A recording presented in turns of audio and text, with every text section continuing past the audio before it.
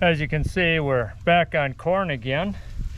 And this is a field where I had that new 100-day Pioneer I talked about on a couple of my crop updates during the summertime. They were touting it as a pretty good 100-day, even probably out yielding a lot of the later days. So I thought it'd be a good chance to just take a look at it. I put it up against the 102-day of a competitor just to see how it would do, and that competitor is considered one of the best in this area. And so I got results, and what we did was we make 3 whole rounds of each hybrid, and it's every other. So you know, they're right next to each other, alternating. And the competitor yielded 241 bushel an acre, and that Pioneer 100, it's called the 10077, that one yielded 226. The Dekalb one was 54.6 pounds, so a little on the low side. The Pioneer was 55.8 pounds. What's that? 1.2 pounds heavier. So we didn't make any allowance for that. I should say also, we used the combine yield monitor to get this data. We didn't use an actual weigh wagon. And it seems to work pretty good. We've tried it both ways. I've had a weigh wagon. We took 8 checks one time, and the yield monitor basically told me the same results. Project today, being it rained, is fix-up day. Here's my grain spreader. 30 years old, and finally it went on me. So put it in the loader, lifted it out after we had put some corn in that bin, put it in the loader, and figured it'll have to wait till it rains so I have a chance to fix on it. So that's the project today. We'll find out what's wrong with that thing.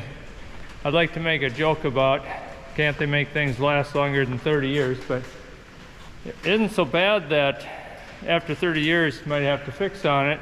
It's just that I couldn't buy a new one because they're 3 times higher than what I paid for that one. And that was top of the line in that day. So we'll get it up here closer to my tools and start working on her.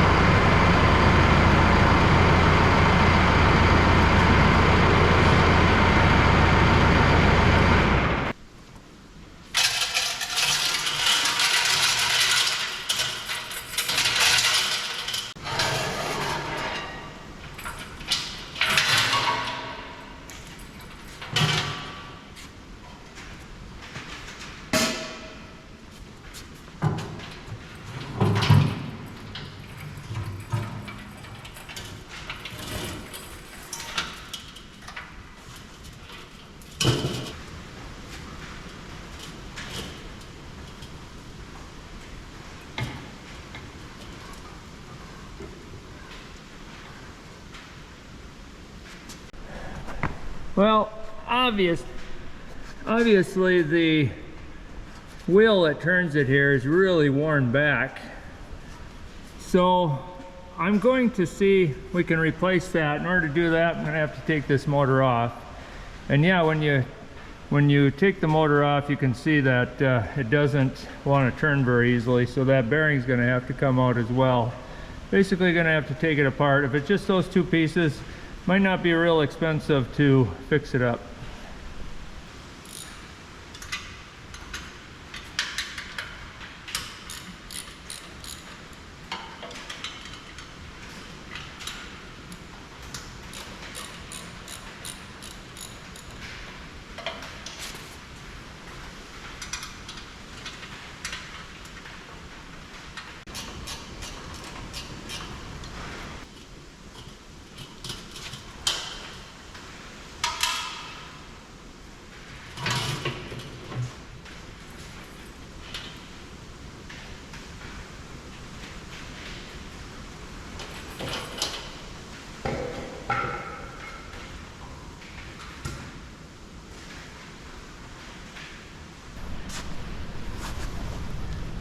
It would have been kind of nice to have had one on hand to see how much is actually worn off of it. If it came, you know, way out to here when it started, I'm not sure. I'll have to pick one up and find out. I think what we'll do is we'll just take it off, bring it in and compare it. Sounded like he may have that on hand.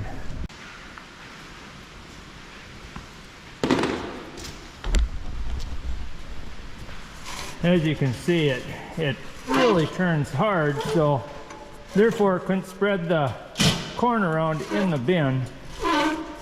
That bearing is just really froze up.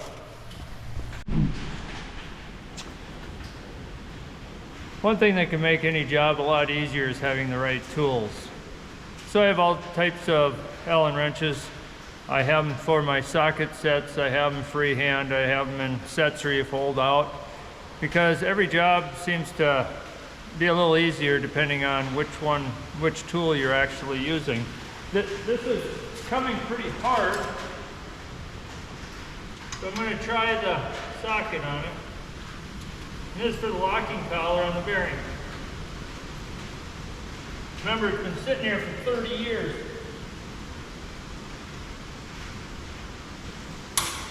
There she comes.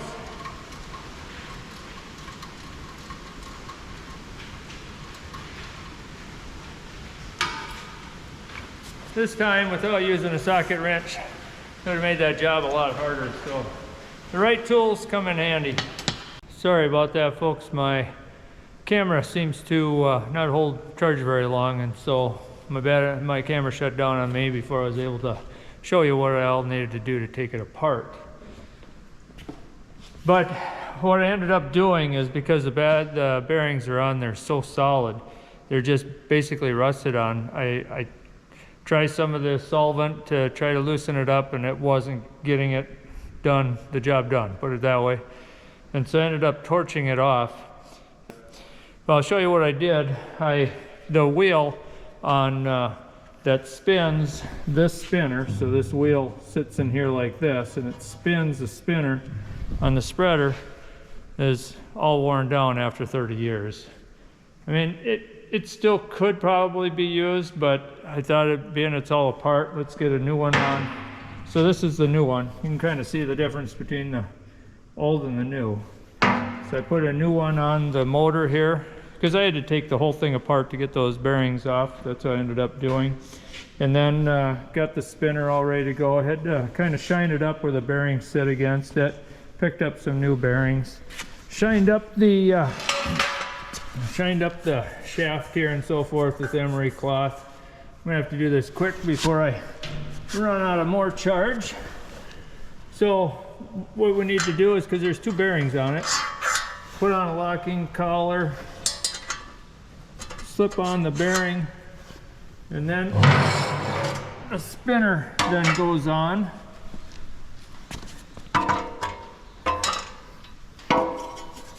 Like so. Okay, I need two hands to handle this. Hold on here a second. Then the spinner goes on, spreads the grain, and then the bearing on top of that with another locking collar to hold that shaft in place.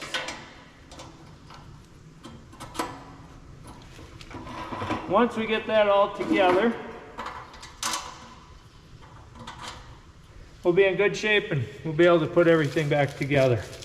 Just have to shut it off, camera off to save some power, come back and show you the final view of the whole thing. Okay, it didn't take me a long time to put it back together.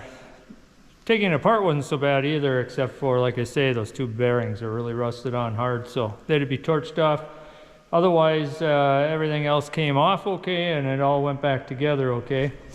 So how this basically works is, if I can get you a good view in here, there's the new wheel that I put in, and that's what the electric motor, of course, is what spins this.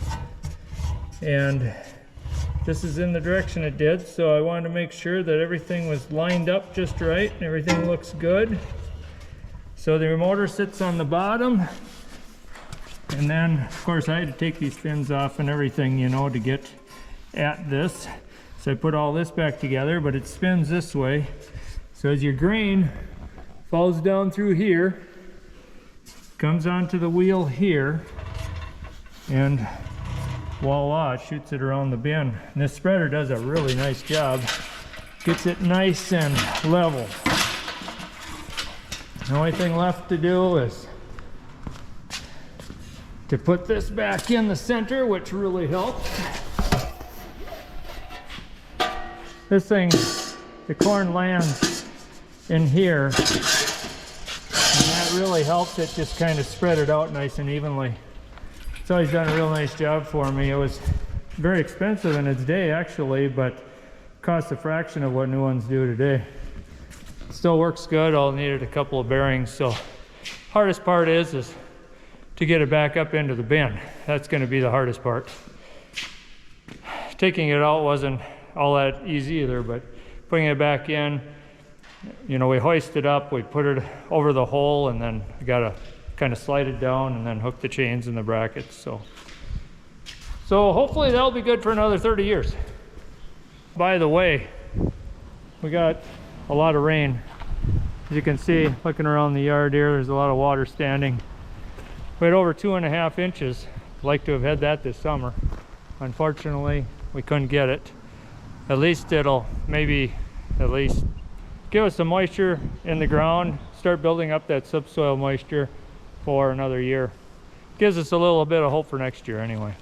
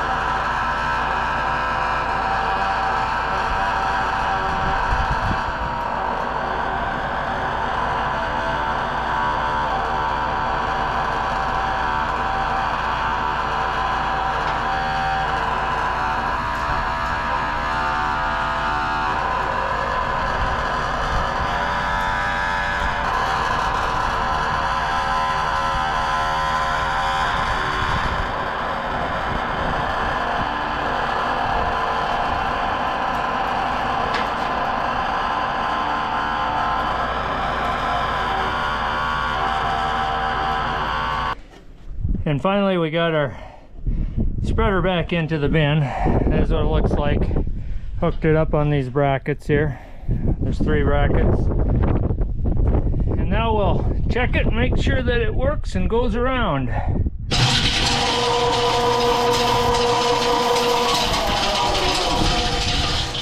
Well, it's a success. It made it. All fixed, ready for 30 more years. Thanks for being with us once again here at our Minnesota farm. We'll see ya.